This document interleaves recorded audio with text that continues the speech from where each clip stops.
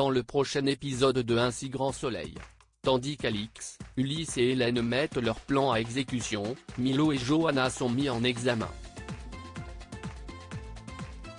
Attention, les paragraphes qui suivent contiennent des spoilers sur l'épisode d'Un si grand soleil diffusé demain soir sur France 2. Si vous ne voulez rien savoir, ne lisez pas ce qui suit. Mardi 21 février 2023 dans Un si grand soleil. Alix, Ulysse et Hélène mettent leur plan à exécution à l'atelier. Hélène et Ulysse emballent les œuvres de Defino pendant qu'Alix appelle Marc Moore pour le convaincre de contacter le propriétaire du château. Alix annonce ensuite à Hélène et Ulysse qu'ils vont pouvoir passer à l'étape suivante. En pleine nuit, Hélène, Alix et Ulysse s'introduisent donc dans le parc du château pour déposer les œuvres de Defino dans la grange attenante. Ces derniers s'assurent alors d'avoir mis de la poussière sur la malle avant de repartir. Le lendemain matin, Bilal est inquiet car il n'a pas de nouvelles d'Ulysse depuis plusieurs jours. De plus, il a l'impression que le peintre se moque de lui et qu'il ne veut plus le revoir. Élise lui assure le contraire. Pendant ce temps, Hélène, Alix et Marc se rendent au château de Monsieur Monin qui leur fait visiter les dépendances où ils retrouvent la malle contenant les œuvres de Defino. Monsieur Monin accepte alors de les céder pour 10 000 € en cash plus 5% de la vente des tableaux s'ils ont de la valeur. De retour à la galerie, Alix ouvre la malle en présence d'Hélène, Christian et Marc. En découvrant les nouvelles œuvres de Defino et de nombreuses lettres, Christian se réjouit de vivre un moment historique. En parallèle, Bilal reçoit un appel d'Ulysse. Après lui avoir présenté ses excuses pour ne pas lui avoir donné de nouvelles, le peintre l'informe qu'il a pu honorer sa commande et qu'il est désormais libre comme l'air. Heureux pour lui, Bilal propose de passer à son atelier pour découvrir ses œuvres mais Ulysse prétend qu'elles ont déjà été expédiées à l'étranger. Ulysse l'invite donc à dîner pour se faire pardonner.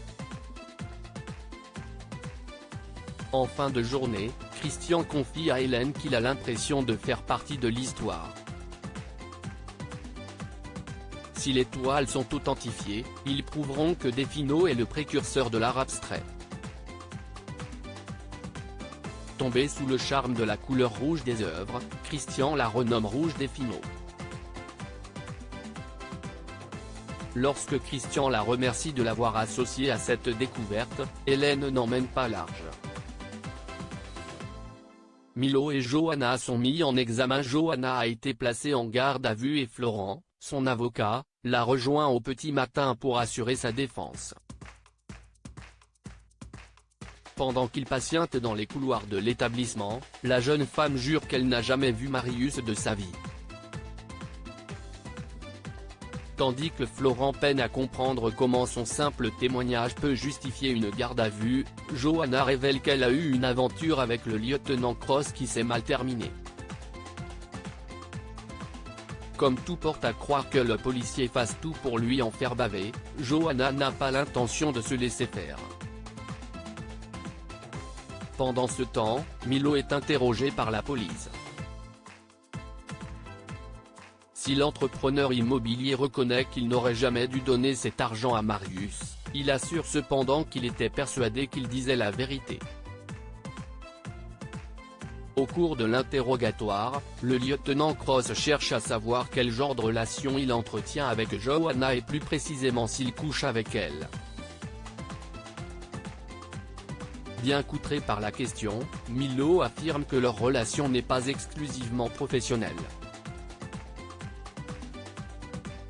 Puisqu'il ne comprend pas le rapport avec cette affaire, Yann précise que Johanna est en garde à vue car Marius affirme que c'est elle qui est derrière ce faux témoignage. Yann et Aya interrogent ensuite Johanna. Quand Florent signale aux policiers qu'ils n'ont pas assez d'éléments pour mettre sa cliente en garde à vue, Yann le somme de garder son petit numéro d'avocat offensé pour le prétoire puis accable Johanna de reproches. Même si cela ne lui plaît clairement pas de savoir que son ex a couché avec son client, il est surtout convaincu qu'elle a soudoyé Marius pour sauver la mise de son amant. Loin de se laisser démonter, Johanna maintient qu'elle n'a jamais eu de contact avec Marius. Seulement, le policier a des relevés téléphoniques qui prouvent le contraire. En quittant le commissariat, Florent appelle Guillaume et Claudine pour les tenir informés de l'avancée de l'enquête. Persuadé de son innocence, Florent imagine que sa collègue est victime d'un coup monté et que Milo Pelletier se cache derrière cette terrible machination. Non loin de là, Johanna profite de signer sa déposition pour demander à Yann s'il est content de sa petite vengeance. Il a beau affirmer faire tout simplement son travail, la jeune femme l'accuse de se servir de cette affaire pour régler ses comptes avec elle. Et dire qu'elle le trouve pathétique est un euphémisme. Peu après, Johanna quitte le commissariat en lui faisant un doigt d'honneur. Plus tard, Bernier, Becker et Yann font le point sur l'enquête. Le procureur prend alors la décision de poursuivre Marius pour faux témoignage et entrave à la justice. Milo et Johanna sont quant à eux mis en examen. À partir de maintenant, Johanna n'a donc plus le droit d'exercer. Pour sa part, Milo rejoint Maître Levard à son cabinet, lequel accepte de le représenter. Certain que Johanna s'est servi de lui pour éviter un procès voué à l'échec, l'avocat pousse son client à porter plainte contre elle. Prêt à tout pour sortir de cette histoire, Milo compte bien la charger un maximum pour s'en sortir.